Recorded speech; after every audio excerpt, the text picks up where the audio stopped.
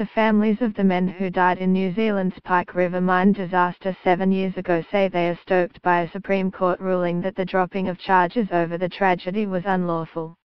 29 men, including 2 Australians, died when the mine on New Zealand's west coast exploded on November 19, 2010. The mine's former CEO, Australian Peter Whitall, was charged under the Health and Safety Act, but those charges were dropped in return for an insurance payout to victims' families. The families have long argued the payout amounted to blood money.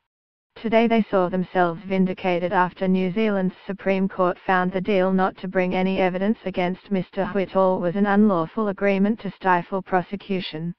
No further charges will be laid because of the passage of time, but Anna Osborne, whose husband died in the mining disaster, said she was stoked.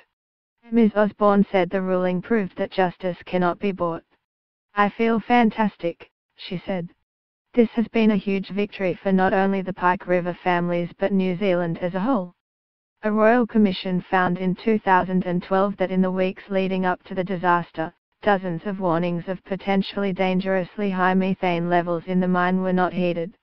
The inquiry concluded, at the executive manager level there was a culture of production before safety at Pike River, and as a result signs of the risk of an explosion were either not noticed or not responded to.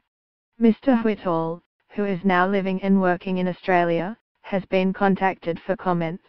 In a separate battle over the years that have followed the explosion, Ms. Osborne has fought to retrieve her husband's remains. Under the centre-right National Party, the government refused to attempt a manned re-entry because its analysis said it would be too dangerous. That was disputed by the mourning families who obtained their own expert advice.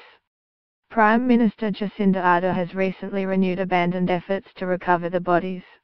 She has appointed a minister charged with re-entering the mine, and plans are being drawn up to carry out the work as early as next year.